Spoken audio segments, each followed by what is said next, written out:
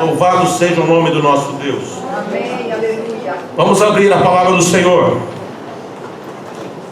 Livro do Gênesis, capítulo 25.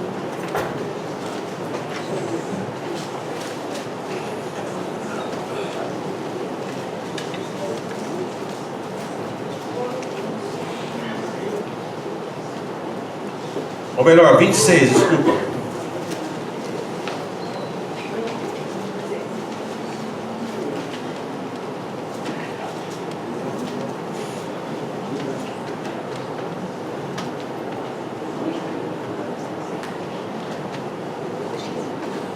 Irmãos, me perdoem, 27. É que eu vou trabalhar nesses capítulos aí, mas eu quero, para não ficar muito extenso aqui a leitura, nós vamos ler o capítulo 27, lá no 38 ao 41. Mas eu vou falar um pouco hoje do 25, do 26 e do 27.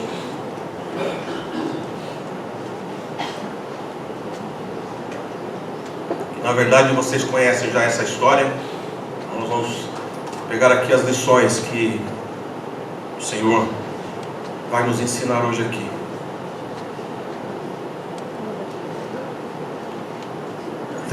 Esaú disse ao seu pai: pois a tua única bênção, meu pai, abençoa-me, meu pai. Isaque ficou silencioso e Esaú se pôs a chorar. E então seu pai Isaque tomou a palavra e proferiu: longe das gorduras da tua terra será a tua morada, longe do orvalho que cai do céu. Tu viverás da tua espada e servirás o teu irmão. Contudo, quando te libertares, sacudirás seu jugo de sua cerviz.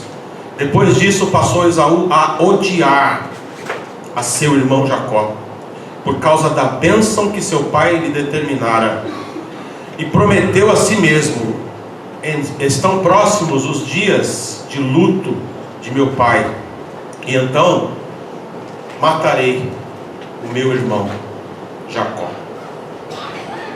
Amados, curva a sua cabeça. Vamos falar com Deus.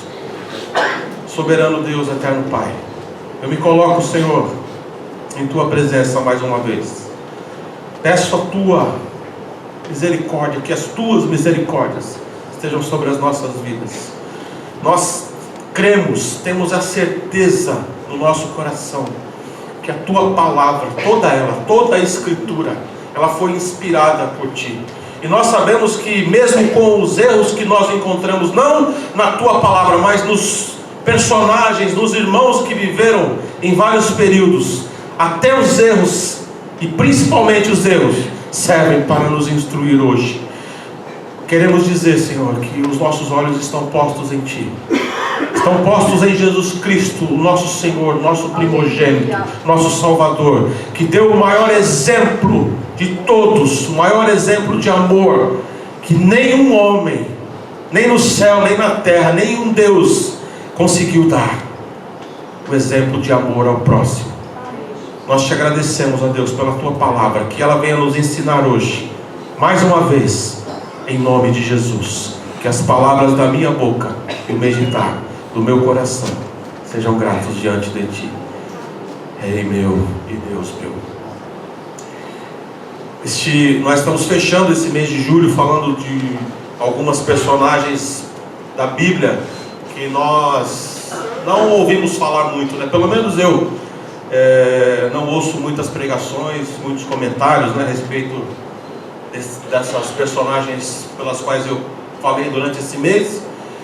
E hoje eu quero falar sobre Esaú, as atitudes de Esaú e o estigma do primogênito que eu vejo principalmente no período do Antigo Testamento até aqui os patriarcas. Um estigma que eu vou no final salientar, comentar com vocês a respeito desse problema, né? Dessa questão tão complexa em relação à primogenitura aos primogênitos. Amados, o mundo dos patriarcas, o mundo, né? Ele tem os seus conceitos, a cultura, tudo que envolveu aquele período da história, principalmente quando eu olho para a Bíblia, ainda que a história ela é uma só, mas eu olho para a história e vejo a história de Deus e a história do homem, assim mais ou menos como a Torre de Babel. Deus andando aqui e o homem andando aqui, ainda que Deus tenha controle sobre toda a história, e nós temos falado sobre isso, temos pregado sobre isso. Mas eu vejo aqui em muitos personagens do Antigo Testamento muitos erros, muitas controvérsias, muitas questões complexas. E nós temos que entender que Deus permitiu que nós tivéssemos acesso às Escrituras, porque vocês sabem que durante muito tempo, praticamente mais de 1000 anos, o leigo não tinha acesso à Bíblia. Na Idade Média, por exemplo. E qual era o medo da igreja, né? A igreja católica que tinha ali o domínio, né, sobre a religião e o sagrado, vamos colocar dessa forma. O medo era justamente a questão da interpretação. Como é que vão interpretar a palavra? Como que eles vão interpretar a Bíblia, as Sagradas Escrituras? Esse era o maior medo. E aí entra uma opinião minha. E um segundo medo talvez seja a questão da Escritura ser tão libertadora. E crendo que todo aquele que quando vai orar, quando vai ler as Escrituras, quando se aproxima de Deus e quer essa comunhão com Deus, de uma forma verdadeira, né? Não de uma forma hipócrita, mas de uma forma verdadeira, o que acontece? O próprio Espírito de Deus vai tirando as escamas. O próprio Espírito Santo de Deus vai te dando a você, dando a nós, aqueles que estão sedentos pela palavra, uma hermenêutica verdadeira, uma hermenêutica que vem dos céus, uma interpretação abençoada. E a igreja, enquanto instituição, né, pensando ainda na Idade Média, ela não levou em conta essa questão. E quando eu olho para um texto desse, e também outras questões que aconteceram aqui no livro do Gênesis principalmente, e depois na lei e em todo o Antigo Testamento, e também no Novo, nós temos que pedir a Deus a graça, temos que pedir a Deus sabedoria, temos que pedir a Deus que a interpretação venha do Senhor. O que o Senhor quer mostrar, o que o Senhor quer falar através de um texto como esse, ou de uma história como a história de Esaú e outras histórias que nós sempre falamos e pregamos aqui, quando temos a oportunidade. Então esse é um primeiro ponto que eu quero chamar a atenção: entender o contexto histórico. Mas além disso, ou acima disso, entender o contexto histórico com os olhos de Deus. Porque eu conheço muitos estudiosos, teólogos, historiadores, filósofos, que eles fazem uma leitura da história da Bíblia com os olhos humanos. Isso é muito perigoso. Você ler a palavra do Senhor somente com o teu conhecimento humano, isso é muito perigoso, porque você vai enxergar muitas coisas aqui, e você vai fazer a tua conclusão, você vai ter as tuas conclusões, e eu posso te dizer com certeza que não são as melhores, não são as mais corretas. Mas quando você pede a sabedoria, quando você pede a unção do Senhor, a graça do Senhor, para que você possa estudar a palavra de Deus, ler o texto bíblico, eu creio que o Senhor vai te mostrar o lado dele, o lado como ele vê. A história de Esaú, assim como outras, é uma história complexa. Você vai pegando aí a partir do capítulo 25, e nós temos aqui algumas lições para nós hoje. Para nós hoje. Em primeiro lugar, irmãos, eu vejo algumas diferenças entre Isaac e seu pai Abraão. Ainda que Abraão tenha uma influência maior, é considerado o pai da fé, mas como nós falamos na última semana, também cometeu erros. E uma coisa que eu falei, que até o Alex me lembrou, como Deus é justo, né? Porque Deus, ele olha para o ser humano, ainda que ele tenha feito as suas escolhas, e é um mistério para nós, mas ele olha para o ser humano e coloca todos no mesmo patamar. Por isso que no Novo Testamento a palavra do Senhor diz que Deus não faz acepção de pessoas. Deus não faz acepção de pessoas. Todo aquele que invocar o nome do Senhor, todo aquele que invocar o nome do Senhor será salvo. E Paulo, escrevendo a Timóteo, disse: o desejo de Deus é que todas as pessoas cheguem ao conhecimento da graça, do amor de Deus. Esse é o desejo de Deus. Então todo aquele que se aproxima de Deus, todo aquele que se aproxima de Deus com sinceridade, com humildade, será aceito. Será aceito. Porque mesmo olhando, pensando em Caim, mesmo com Deus enxergando a maldade que estava no coração de Caim, o Senhor, o próprio Deus, fala com ele: olha, se você mudar a intenção do teu coração, antes dele matar o seu irmão, se você mudar a intenção do teu coração, eu vou te aceitar, eu vou aceitar a tua oferta. Porque o Senhor não aceitou a oferta de Caim, não por causa da oferta, mas por causa da intenção do coração dele. Por isso que Jesus falou: se antes de você entregar a tua oferta, seja ela de louvor, seja ela o culto racional, como Paulo escreveu aos Romanos, que é uma oferta, antes de você se entregar a Deus, e também a sua oferta em espécie, antes de você entregar, se você sabe que existe alguma coisa errada, que existe algum ruído, que existe um muro, existe algo que não está certo entre você e alguma pessoa, não entregue a tua oferta, mas antes vai e faça uma reconciliação. Isso é muito importante, irmãos, porque muitas pessoas fecham os olhos para essas questões de perdão, de comunhão, de oração, não entendem. E a palavra do Senhor é clara. Por isso que nós precisamos pedir a sabedoria de Deus.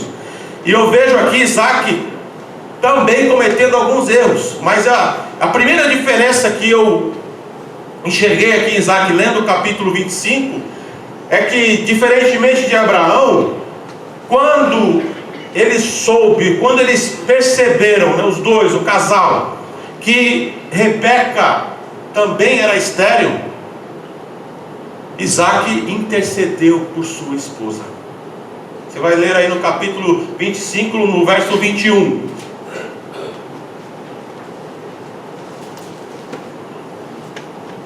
Isaac suplicou em oração ao Senhor em favor de sua esposa, porquanto Rebeca era estéril. E o Senhor, o que o Senhor fez? Ouviu, atendeu o seu pedido. E Rebeca, sua mulher, engravidou, concebeu. O primeiro exemplo que eu vejo aqui, irmãos, no texto de hoje, naquilo que eu estou falando com vocês hoje, é o que Deus tem sempre falado conosco. Você tem orado pensando em família? Você, marido, você tem orado pela tua esposa? Você, esposa, mais uma vez, durante esse mês o Senhor tem me incomodado a falar sobre isso. Você, esposa, tem orado pelo seu marido? Queridos, existem situações em que nós sabemos que Deus está no controle. Eu sei que pessoas estão separadas, isso é uma outra questão. Não sinta esse peso diante dos teus ombros, ou em cima dos teus ombros. Eu estou falando aqui, dando esse exemplo para aqueles que ainda estão casados e vão ficar. Você, mulher, tem orado, você, esposo, tem orado pela sua esposa, pelo seu cônjuge. Essa foi a diferença que eu vi entre Isaac e Abraão, porque o Senhor fez a promessa a Abraão.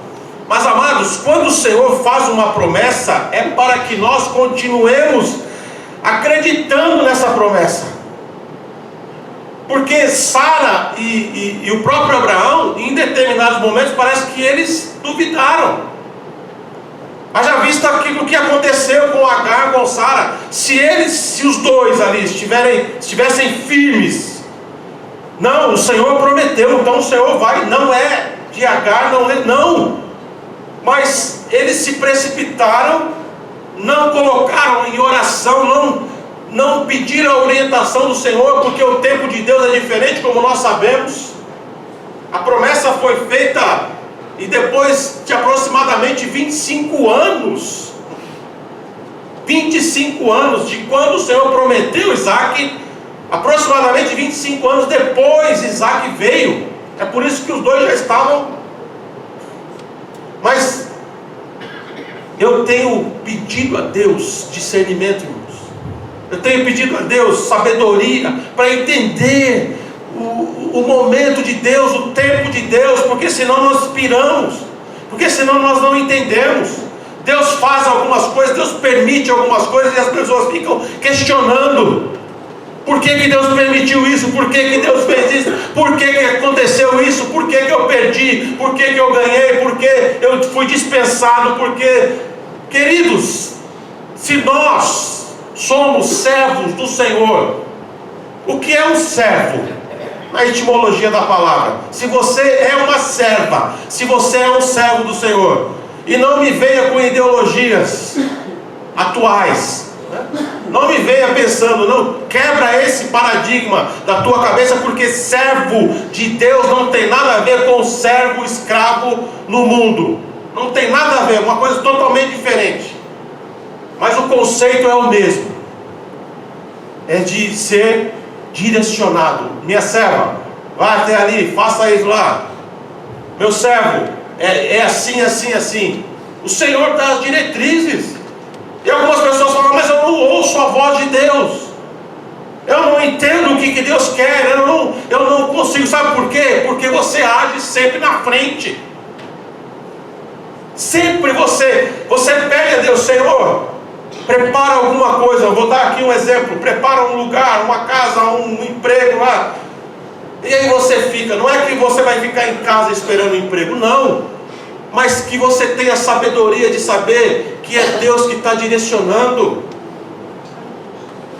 E aí fica correndo de um lado para o outro, quando não corre de igreja para igreja, de profeta para profeta, buscando. E a palavra mostra tão claramente algumas coisas, e algumas pessoas estão totalmente cegas, estão apanhando.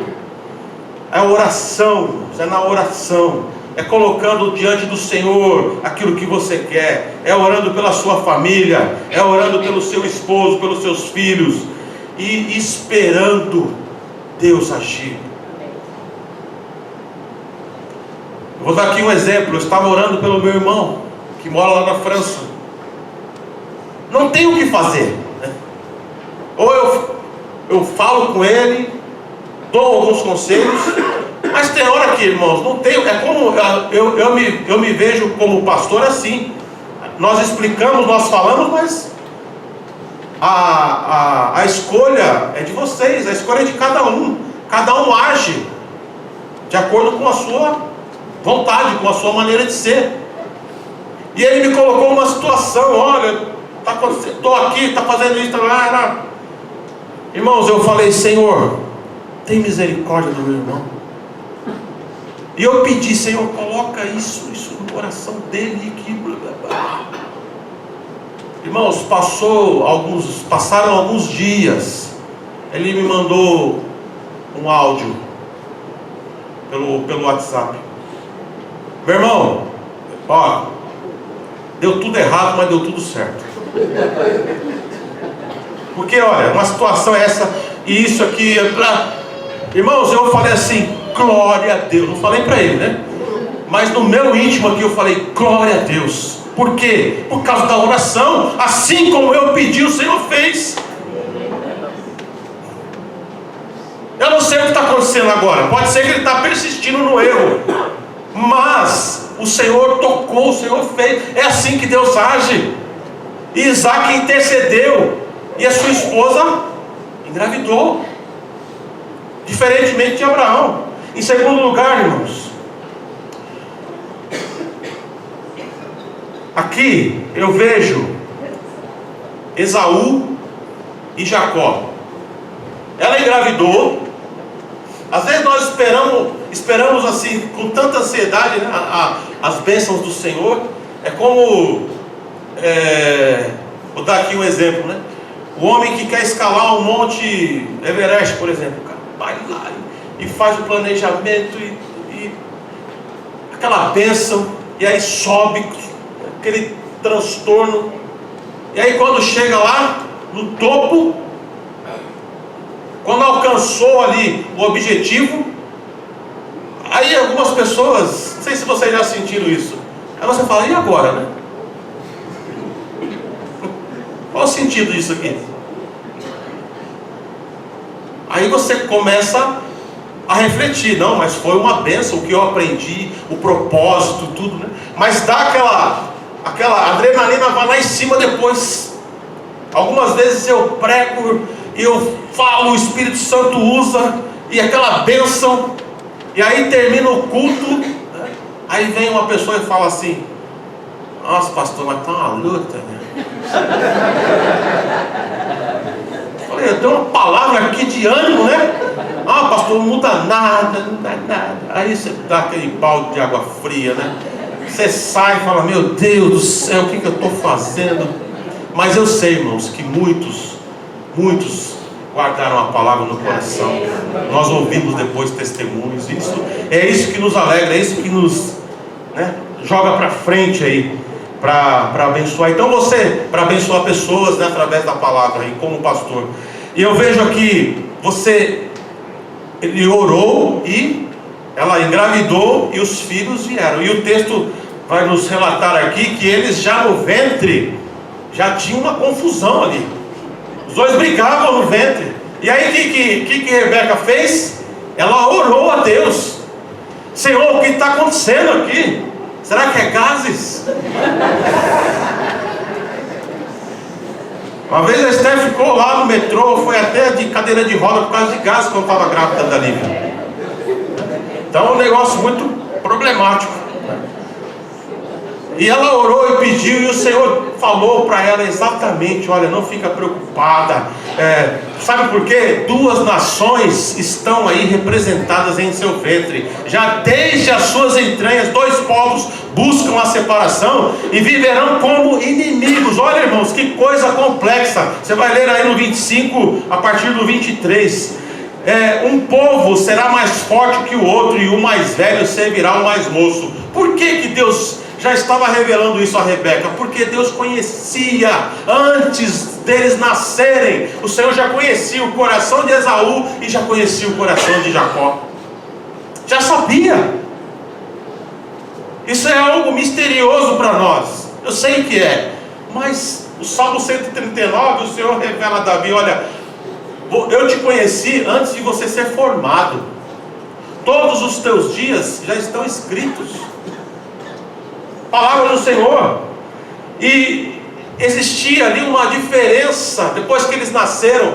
Esaú, que também é chamado de Edom na Bíblia, que significa vermelho, eles eram gêmeos, mas totalmente diferentes, talvez até na aparência, mas eu creio assim que a voz era parecida, porque depois nós vamos ver isso, vocês já conhecem a história. Mas Esaú era aventureiro, era caçador, era bad boy, andava de Harley, né? Colete, barbudão. E Jacó era mais pacato, ficava lá na dele, né, fazendo uma comidinha, né, ficava ali tranquilo. E o outro era todo espoleta. E o texto bíblico mostra que o Esaú era peludo e Jacó não tinha pelos. E a diferença entre os dois, principalmente na personalidade, fez com que algumas coisas acontecessem, né? Então é aqui em quarto lugar, irmãos, diante do texto aqui, dessa história de Esaú, principalmente, né? Nunca tome uma decisão sem refletir, pois você pode comprometer toda a tua história de vida. Isso é muito sério. É muito sério. Sabe por quê? Às vezes ali no momento, né, que acontecem as coisas, nos momentos, né, que as coisas acontecem, e nós agimos sem refletir. O que aconteceu aqui?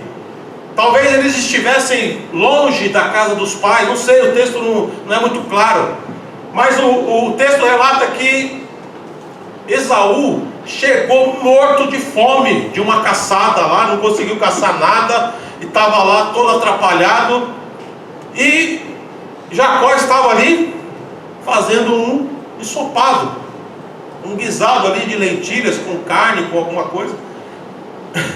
Aí eu fico pensando, né? Um não caçava nada, mas estava ali com a comida, né? O texto fala que era de lentilhas, ali com alguns legumes, e o outro gostava de carne, não conseguiu carne, estava morrendo de fome. Aí chega lá, naquele momento, uma coisa tão assim simples, né? Mas olha o que acontece. A questão da primogenitura na Bíblia é muito importante. É muito importante. E eu coloquei aqui o estigma da primogenitura, do primogênito, por quê?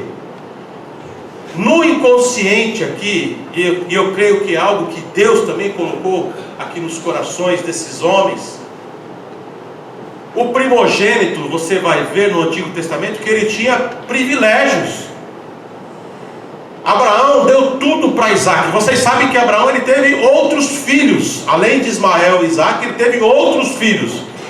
E ele deu presentes. O texto de Gênesis relata que ele deu presentes e mandou esses homens para longe. Olha, eu não quero que vocês fiquem perto principalmente de Isaac.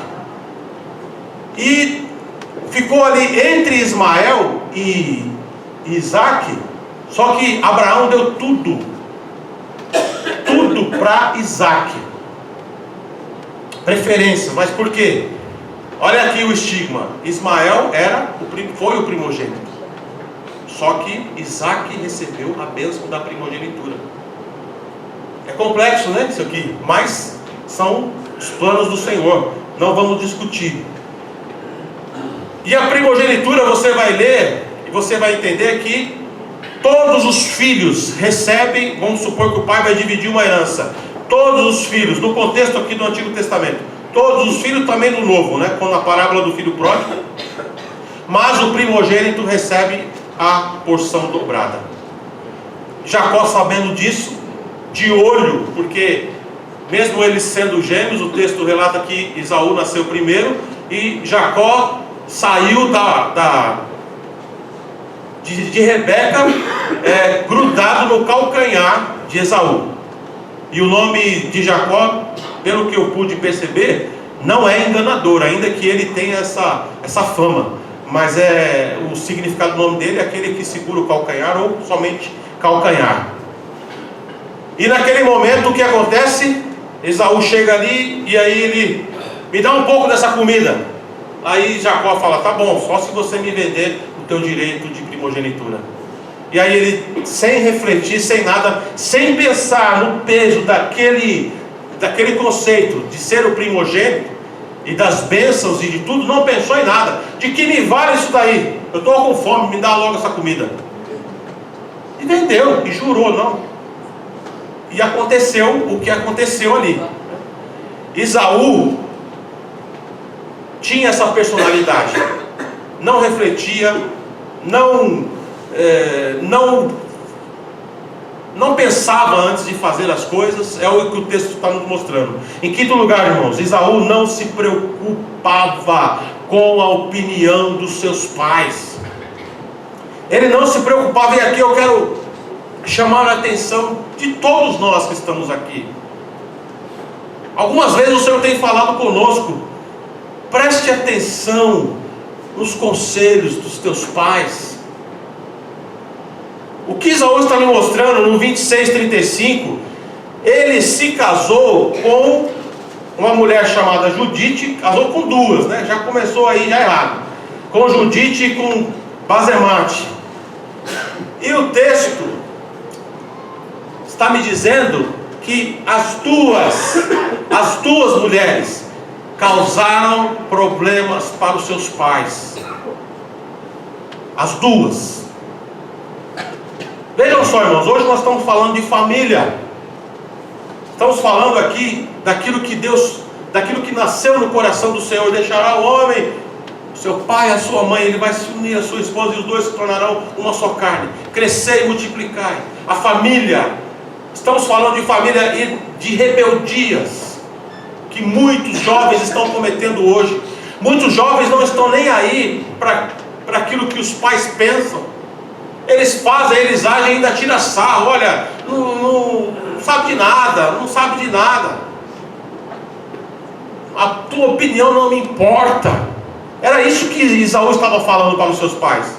Porque quando Jacó foi, mesmo diante de todos os seus erros, ele ouviu a instrução do seu pai e da sua mãe: olha, vai para tal lugar, volta lá para a terra de Abraão lá, e você lá vai encontrar as suas esposas. E Esaú não estava nem aí, não se importava. Meus queridos, nós temos que ouvir os conselhos dos nossos pais.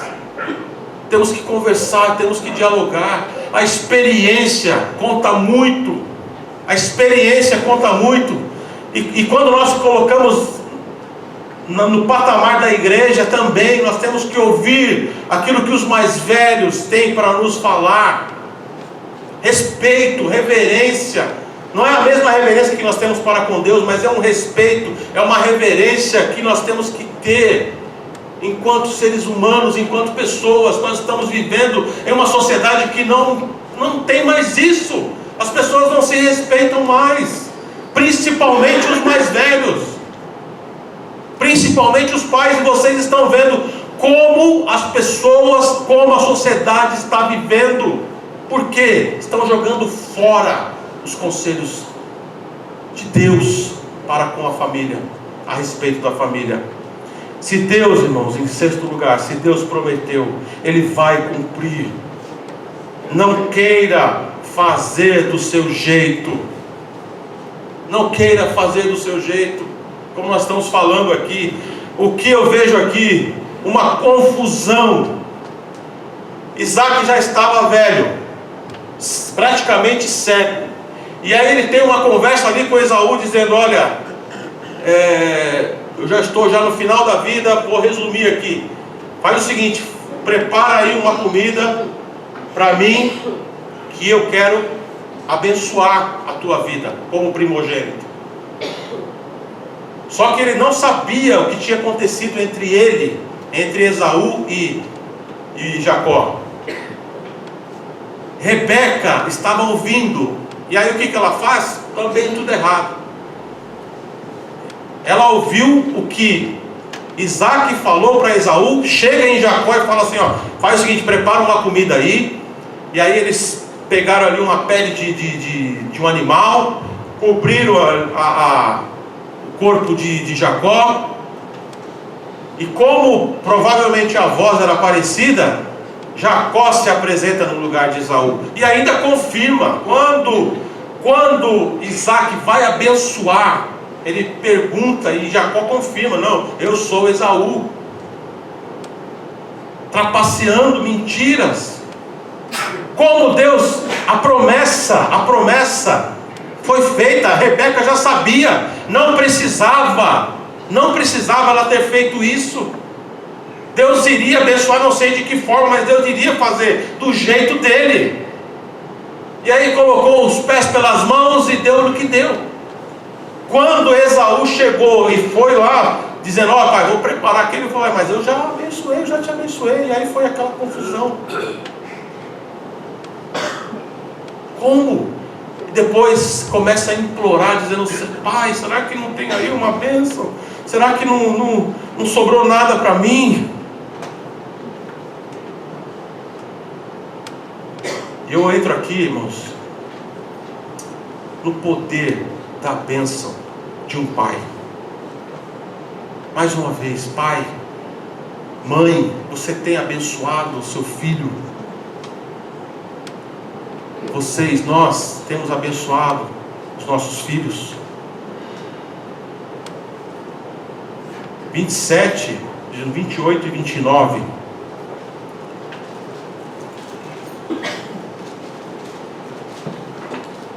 Olha o que Deus fala para Jacó: que Deus te conceda do céu, para Jacó,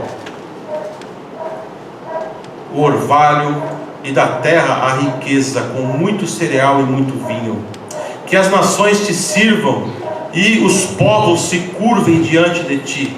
Sê tu Senhor dos teus irmãos, que se prostrem diante de ti os filhos de tua mãe. Maldito seja aquele quem te amaldiçoar, e bendito seja quem te abençoar.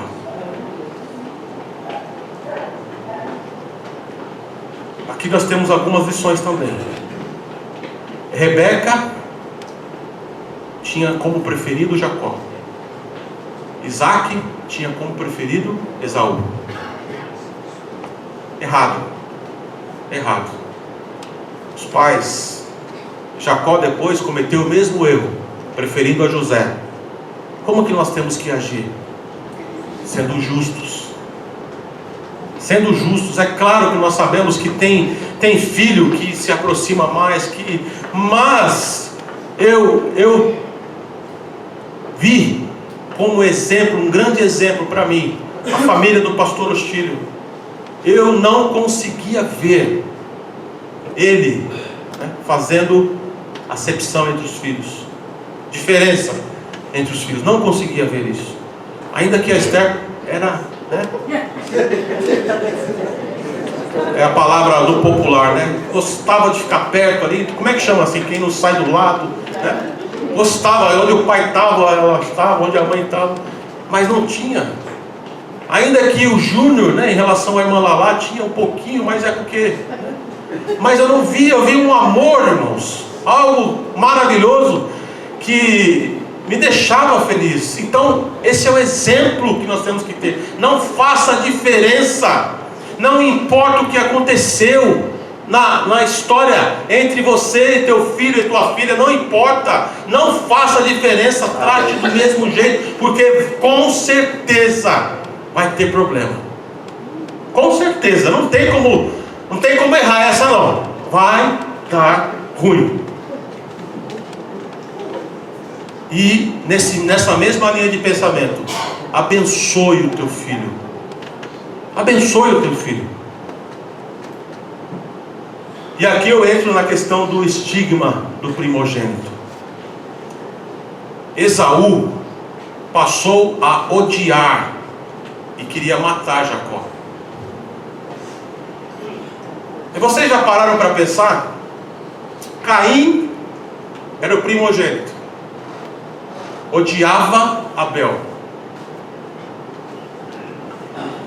Ismael foi o primogênito, ele não gostava de Isaac. Os dois não se davam bem. E eu já falei aqui em uma outra oportunidade que as 12 tribos que saíram de Ismael formaram depois os povos árabes, e depois vieram a lutar contra os judeus, contra os israelitas. Inimizade. Primogênito contra o irmão mais novo. O próprio Jacó, irmãos, depois teve problema com Rúben, seu primogênito, porque se deitou uma concubina do seu pai, e também não gostava de José. Ainda que nós sabemos que Deus estava no contexto ali, no controle da história. Esse estigma, ele foi quebrado por Jesus. Ele foi quebrado por Jesus. E diante de tantas lições que nós vemos nesse texto, só quero lembrar a igreja, diante de tantos erros, né, que os dois cometeram em relação aos seus filhos, eles acabaram sozinhos. O restante da velhice de Isaac, de Rebeca, que morreu depois, mas eles acabaram sozinhos, porque Isaac foi para um lado, Esaú foi para o outro. Na morte de Isaac, os dois se reencontraram ali, mas acabaram ali sós. Os dois velhos. Depois Rebeca também teve problemas. Por quê? Porque não vigiaram. Não vigiaram. E eu concluo a mensagem de hoje falando sobre Jesus, o primogênito. Ele quebrou esse estigma. Glória a Deus. Eu quero dizer para a igreja, irmãos, que ainda que nós estejamos debaixo da graça, não somente o primogênito, mas o inimigo, ele quer destruir nossas famílias. Ele quer destruir nossas famílias. E eu olho assim, eu fico meditando, né, sobre os primogênitos lá no Egito. Aquela ordem que Deus deu, que todo primogênito na lei deveria ser consagrado ao Senhor. Mais uma vez eu repito, eu sei que nós estamos debaixo da graça, e essa maldição, ela foi, acabou, não existe mais. Não existe mais. Mas eu tenho certeza que Satanás, seus anjos, eles querem destruir principalmente o primogênito. Principalmente, eles querem acabar com a família, querem que os irmãos briguem, que os irmãos se detestem, que o pai não entenda a mãe, que o esposo não se entenda com a sua esposa. É isso que ele quer. E eu falo de coração, irmãos, como tem sido o teu lar, como é o teu relacionamento com os teus filhos. Você que é primogênito, você tem vigiado, você tem sentido na pele o peso que é ser o filho mais velho. Isso, como eu disse, repito, a graça acabou com tudo isso, mas ainda fica algo assim, porque está na palavra. Está na palavra. E nós temos que vigiar, queridos. Nós temos que vigiar em tudo. Depois de tudo isso que eu falei, preste atenção nos exemplos que a palavra do Senhor nos dá. Preste atenção, seja uma bênção na tua família. Procure ser humilde, procure ouvir. Não reclame, não se exalte. Calma na hora que você for tomar as decisões. A palavra branda, ela desvia o furor. A palavra está cheia de exemplos, e como acontece, como está acontecendo em muitas famílias. Eu vejo como pastor, muitos lares estão abalados, estão sendo destruídos, e as pessoas estão paralisadas, não estão vendo, não estão enxergando e não param. E quando eu vou para a outra questão, que é a igreja, muitas igrejas estão também sendo destruídas. Muitas igrejas estão, as divisões estão acontecendo. Por quê? Porque as pessoas não entendem a regra básica do Evangelho. Não entendem a regra básica do Evangelho, que é o amor ao próximo, que é o respeito ao próximo, que é você estar do lado, você estar amparando, você estar sempre dando as mãos, não virando o rosto, não fazendo diferença. Não é assim que nós temos que viver. Isso tem que começar no nosso lar, porque a igreja começa no teu lar. A comunidade evangélica que vem de evangelho, ela começa no teu lar. O teu lar tem que ser uma bênção. O Espírito Santo tem que habitar plenamente na tua casa. Colossenses capítulo 1, no verso 15, no verso 13 em diante, diz assim: Ele nos resgatou. Preste atenção que Paulo escreve sobre Jesus. Ele nos resgatou do domínio das trevas e nos transportou para o reino de seu Filho amado, em quem temos a plena redenção por meio do seu sangue, isto é, perdão de todos os pecados. Ele, Jesus, é a imagem do Deus invisível, o primogênito sobre toda a criação, porquanto nele, em Jesus, foram criadas todas as coisas, nos céus, na terra, as visíveis, as invisíveis, sejam tronos ou dominações, sejam governos ou poderes, tudo foi criado por Ele e para Ele. Ele existe antes de tudo o que há, e nele todas as coisas subsistem. Ele é o cabeça do corpo, que é a igreja. Ele é o princípio, ele é o primogênito dentre os mortos, a fim de que em absolutamente tudo tenha a supremacia. Jesus quebrou o estigma dos primogênitos. Se você estiver em Cristo, essa maldição sobre a família não está sobre a tua família. Não está sobre a tua família, em nome de Jesus. Porque nós estamos em Cristo. Ele é o primogênito da criação. Ele veio primeiro, além de ser o unigênito de Deus. Que Deus abençoe a tua vida em nome de Jesus. E as palmas vão.